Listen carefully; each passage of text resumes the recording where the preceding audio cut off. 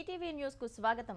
దాదాపు 9 నెలలు అంతర్జాతీయ అంతరిక్ష కేంద్రంలో చిక్కుకుపోయిన భారత సంతతికి చెందిన సునీత విలియమ్స్ మరో వ్యోమగామి బుచ్ విల్మోర్ ఎట్టకేలకు భూమి మీదకు తిరుగు పయనమయ్యారు. ఈ ఇద్దరు సహా మరో ఇద్దరు వ్యోమగాములను భూమి మీదకు తీసుకొచ్చేందుకు అంతరిక్ష కేంద్రానికి వెళ్లిన స్పేస్ ఎక్స్ క్రూ డ్రాగన్ వ్యోమనౌక భూమికి పయనమైంది. స్పేస్ ఎక్స్ క్రూ డ్రాగన్ అంతరిక్ష కేంద్రాన్ని వీడే అన్డాకింగ్ దృశ్యాలను అమెరికా అంతరిక్ష కేంద్రం నాసా ప్రత్యక్ష ప్రసారం చేసింది. భారత కాలమానం ప్రకారం ఈ ఉదయం 8:15 హ్యాచ్ మూసివేత ప్రక్రియ జరిగింది. తిరుగు ప్రయాణం కోసం వ్యోమగాములు తమ వస్తువులను ప్యాక్ చేసుకుని క్రూ డ్రాగన్ వ్యోమనౌకలోకి చేరుకోగా అది భూమి మీదకు బయలుదేరింది. ఈ వ్యోమనౌక దాదాపు 17 గంటలు ప్రయాణించి రేపు తెల్లవారుజామున 3:30 ప్రాంతంలో భూమికి చేరుకోనుంది.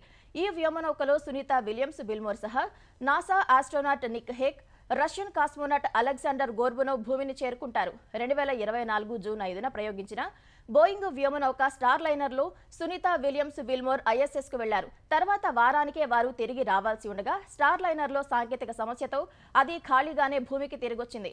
అప్పటి నుంచి ఐఎస్ఎస్ లోనే ఉండిపోయిన సునీత విల్మోర్ ఇప్పుడు తిరిగి వస్తున్నారు. 9 నెలల తర్వాత భూమికి రానున్న నాసా వ్యోమగామి భారత సంతతికి చెందిన సునీత విలియమ్స్ ను ప్రధాని నరేంద్ర మోదీ భారత్ కు రావాలని ఆహ్వానించారు. ప్రధాని మోదీ ఈ నెల 1న రాసిన లేఖను నాసా మాజీ వ్యోమగామి మైక్ మాసిమినో ద్వారా పంపారని కేంద్ర మంత్రి జితేంద్ర సింగ్ సామాజిక మాధ్యమం ఎక్స్ ద్వారా వెల్లడించారు. వేల కిలోమీటర్ల దూరంలో ఉన్నప్పటికీ తమ మనసులకు సునీత విలియమ్స్ చాలా దగ్గరగా ఉన్నట్లు తెలిపారు. పూర్తి ఆరోగ్యంతో ఉండటమే కాకుండా ఆపరేషన్ విజయవంతం కావాలని కోట్లాది మంది భారతీయులు ప్రార్థిస్తున్నట్లు ప్రధాని మోదీ లేఖలో పేర్కొన్నారు.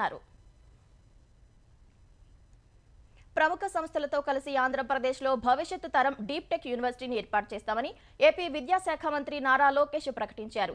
విదేశీ వర్సిటీలు కూడా తమతో చర్చలు జరుపుతున్నాయని వివరించారు. ప్రైవేటు వర్సిటీలపై శాసనసభలో సభ్యులు అడిగిన ప్రశ్నలకు సమాధానమిచ్చిన మంత్రి ఏపీ ప్రైవేటు విశ్వవిద్యాలయాల స్థాపన క్రమబద్ధీకరణ చట్ట సవరణ బిల్లును ప్రవేశపెట్టారు. కూటమి ప్రభుత్వం విద్యకు పెద్ద ఎత్తున ప్రాధాన్యత ఇస్తోందని వెల్లడించారు. ఒక పార్లమెంటు నియోజకవర్గంలో ఒక యూనివర్సిటీ ఉండేలా చూస్తామని లోకేష్ వివరించారు. ఏపీకి బిట్స్ వస్తోందన్న ఆయన విశాఖలో ఏఐ యూనివర్సిటీని నెలకొల్పుతామన్నారు. క్రీడా యూనివర్సిటీని కూడా ఏర్పాటు చేస్తామని లోకేష్ చెప్పారు. పౌర సేవలకు గేమ్ చేంజర్ గా వాట్సాప్ గవర్నెన్స్ మనమిత్ర మారిందని ఆంధ్రప్రదేశ్ ఐటీ శాఖ మంత్రి లోకేష్ తెలిపారు. వాట్సాప్ గవర్నెన్స్ పై అసెంబ్లీలో చర్చ సందర్భంగా మంత్రి మాట్లాడారు. వాట్సాప్ ద్వారా ఇప్పటికే 200 సేవలు అందిస్తున్నామన్న ఆయన ఈ నెలాఖరుకు 300 సర్వీసులు అందించేలా ప్రణాళికలు రూపొందించినట్లు చెప్పారు. పరీక్షల హాల్ టికెట్లను మనమిత్ర ద్వారా డౌన్లోడ్ చేసుకున్న వారికి పరీక్షల ఫలితాలను వాట్సాప్ నంబరుకు నేరుగా పంపుతామని లోకేష్ వివరించారు. భవిష్యత్తులో వాయిస్ ఎనేబుల్ చేసి ఏఐ చాట్బాట్ ద్వారా సులభంగా వాట్సాప్ గవర్నెన్స్ సేవలను అందిస్తామన్నారు. శాసనసభలో ప్రశ్నోత్తరాల రద్దు ప్రోటోకాల్ ఉల్లంఘనలపై ప్రతిపక్ష బీఆర్ఎస్ ఎమ్మెల్యేలు స్పీకర్ ప్రసాద్ కుమార్ ను కలిసి ఫిర్యాదు చేశారు. అర్ధాంతరంగా కారణం లేకుండానే ప్రశ్నోత్తరాలు రద్దు చేస్తున్నారని సభాపతిని కలిసి నిరసన తెలిపారు. ఈ విషయంలో శాసనసభ వ్యవహారాల శాఖ మంత్రితో మాట్లాడతానని ఎమ్మెల్యేలకు సభాపతి హామీ ఇచ్చారు. అటు ప్రోటోకాల్ ఉల్లంఘనలను కూడా సభాపతి దృష్టికి తీసుకెళ్లారు. ప్రతిపక్షాలకు చెందిన నియోజకవర్గాల్లో కాంగ్రెస్ నేతలే ప్రారంభోత్సవాలు చేస్తున్నారని ఫిర్యాదు చేశారు. ఈ అంశంపై కూడా తగిన చర్యలు తీసుకుంటానని స్పీకర్ హామీ ఇచ్చారు. మాజీ మంత్రి జగదీష్ రెడ్డిపై సస్పెన్షన్ ఎత్తివేయాలని బీఆర్ఎస్ ఎమ్మెల్యేలు కోరారు. అంతకుముందు కాంగ్రెస్ ప్రభుత్వం బీఆర్ఎస్ ను ఎదుర్కోలేకే ప్రశ్నోత్తరాలు రద్దు చేసిందని మాజీ మంత్రి బీఆర్ఎస్ ఎమ్మెల్యే హరీష్ రావు ఆక్షేపించారు. ఇవాల్టి ప్రశ్నోత్తరాలు రద్దు చేస్తున్నట్లు గత రాత్రి 8:30కు సర్క్యులర్ ఇవ్వటమేంటని హరీష్ రావు ప్రశ్నించారు. అసెంబ్లీ ముట్టడికి యత్నించిన బీజేవైఎం కార్యకర్తలకు మద్దతు తెలిపేందుకు వచ్చిన బీజేపీ శాసనసభాపక్ష నేత ఏలేటి మహేశ్వర్ రెడ్డిని పోలీసులు అరెస్ట్ చేశారు. హైదరాబాద్ సెంట్రల్ యూనివర్సిటీకి చెందిన 400 ఎకరాల భూములను ప్రభుత్వం వేలం వేయడాన్ని నిరసిస్తూ బీజేపీ యువమోర్చా నేతలు అసెంబ్లీ ముట్టడికి యత్నించారు. ఈ సమయంలో బీజేవైఎం నేతలతో పాటు వారికి మద్దతు తెలిపిన మహేశ్వర్ రెడ్డిని సైతం పోలీసులు అదుపులోకి తీసుకున్నారు. సుమారు గంటకు పైగా పోలీసులు వివిధ స్టేషన్లకు తనను తిప్పారని ఏలేటి ఆరోపించారు. మహేశ్వర్ రెడ్డి పట్ల పోలీసుల వైఖరిని నిరసిస్తూ బీజేపీ ఎమ్మెల్యేలు అసెంబ్లీ ఆవరణలో ఆందోళనకు దిగారు. ఆ సమయంలో మహేశ్వర్ రెడ్డిని పోలీసులు అసెంబ్లీకి తీసుకువచ్చారు. ఆయనతో పాటు బీజేపీ ఎమ్మెల్యేలు నల్ల బ్యాడ్జీలు ధరించి నిరసన వ్యక్తం చేశారు. ఈ అంశంపై స్పీకర్ కలుస్తానని చెప్పడంతో బీజేపీ ఎమ్మెల్యేలు అసెంబ్లీ లోపలికి వెళ్లారు. అంతకుముందు ప్రజాస్వామ్యంలో నిరసన తెలిపే హక్కు ఉన్న పోలీసులు ఎక్కడికక్కడ తమ కార్యకర్తలను అరెస్టులు చేస్తున్నారని ఏలేటి ఆరోపించారు. కృష్ణా పరివాహకంలో ప్రాజెక్టులను కేఆర్ఎంబీకి అప్పగించాలన్న కేంద్రం నోటిఫికేషన్ను సవాల్ చేస్తూ తెలంగాణ సర్కార్ దాఖలు చేసిన పిటిషన్పై సుప్రీంకోర్టు విచారణ జరిపింది. కృష్ణా నది ప్రాజెక్టుల నుంచి అనధికారికంగా విద్యుత్ ఉత్పత్తి చేస్తూ నీటిని వాడుకునేలా తెలంగాణ జారీ చేసిన జీవోను రద్దు చేయాలని ఆంధ్రప్రదేశ్ సర్కార్ మరో పిటిషన్ వేసింది.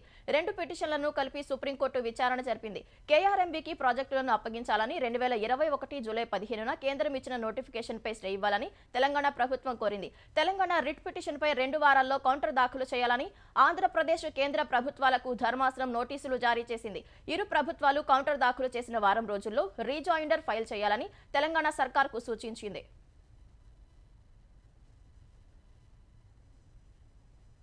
ముఖ్యమంత్రి చంద్రబాబు రేపు మధ్యాహ్నం గేట్స్ ఫౌండేషన్ వ్యవస్థాపకులు బిల్ గేట్స్ తో ఢిల్లీలో సమావేశం కానున్నారు.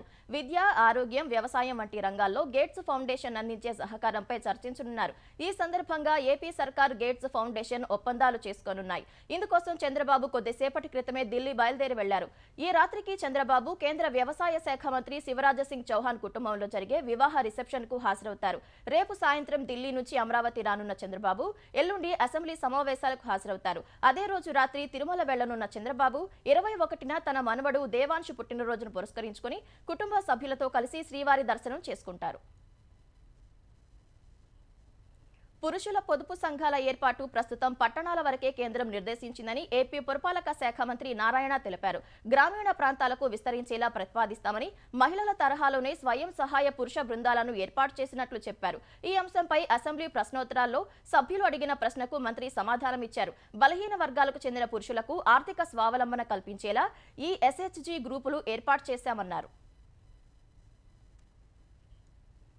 ఆంధ్రప్రదేశ్ అసెంబ్లీ ఆవరణలో ఎమ్మెల్యేలు, ఎమ్మెల్సీలకు ఫోటో సెషన్ నిర్వహించారు. ఎమ్మెల్యేలతో స్పీకర్ అయ్యన్న పాత్రుడు, ముఖ్యమంత్రి చంద్రబాబు, ఉప ముఖ్యమంత్రి Pawan Kalyan, deputy speaker Raghuramakrishnaraju photo దిగారు. ఈ సెషన్ ముగిసిన తర్వాత లోనికి వెళ్తున్న సమయంలో వైసీపీ ఎమ్మెల్సీలు డిప్యూటీ సీఎంకు ఎదురుపడి పలకరించారు. ఎలా ఉన్నారు, బాగున్నారా అంటూ పవన్ ను బొత్స సత్యనారాయణ పలకరించగా ఇద్దరు కరచాలనం చేసుకున్నారు. ఎమ్మెల్సీలతో CM Chandrababu, deputy CM Pawan Kalyan, మండలి chairman Moshen Raju, deputy chairman Zakia Khanam, secretary Suryadevara Prasanna Kumar పాల్గొన్నారు. ఈ సందర్భంగా మీతో ఫోటో దిగడం తన అదృష్టం అంటూ deputy chairman Zakia Khanam CM చంద్రబాబుతో అన్నారు.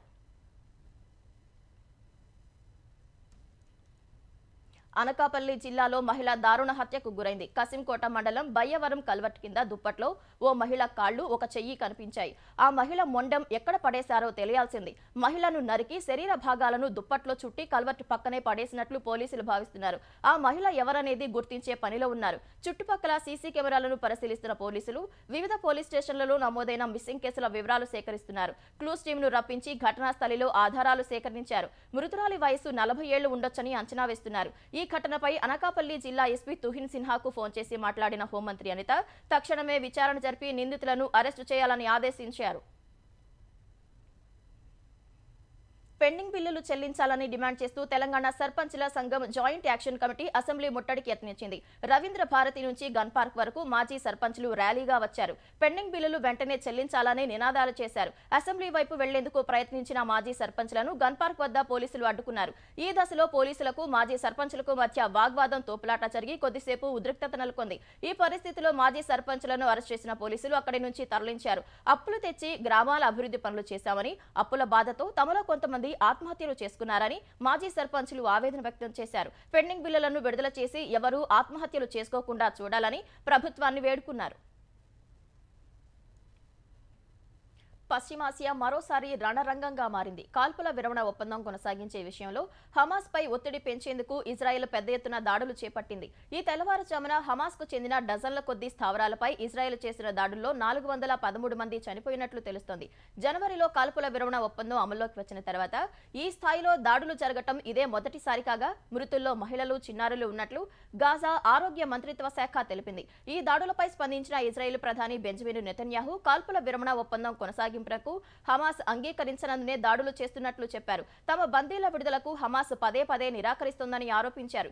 యుద్ధం లక్ష్యాల సాధనలో భాగంగా గాజాలోని హమాస్ స్థావరాలపై ఐడిఎఫ్ దాడులు చేస్తోందని ఎక్స్లో పోస్టు చేశారు. ఇకపై దాడుల తీవ్రత పెరుగుతుందని నెతన్యాహు తెలిపారు. అటు గాజాపై దాడులకు సంబంధించి ఇజ్రాయెల్ తమకు సమాచారం ఇచ్చిందని అమెరికా తెలిపింది. భిన్నత్వంలో ఏకత్వానికి మహాకుంభమేళా విజయం ఓ నిదర్శనమని ప్రధాని నరేంద్ర మోదీ అన్నారు. ఈ క్రతువు దేశ ప్రజల ఐక్యతను చాటడమే కాకుండా భారత్ తన గొప్పతనాన్ని యావత్ ప్రపంచానికి చాటిందన్నారు. పార్లమెంటు బడ్జెట్ సమావేశాల్లో భాగంగా లోక్సభలో మాట్లాడిన ప్రధాని ఎర్రకోట నుంచి సబ్కా సాథ్ సబ్కా వికాస్ ప్రాముఖ్యతను ప్రస్తావించినట్లు గుర్తు చేశారు. యావత్ ప్రపంచం భారత శక్తి సామర్థ్యాలను మహాకుంభమేళా రూపంలో చూసిందని వివరించారు.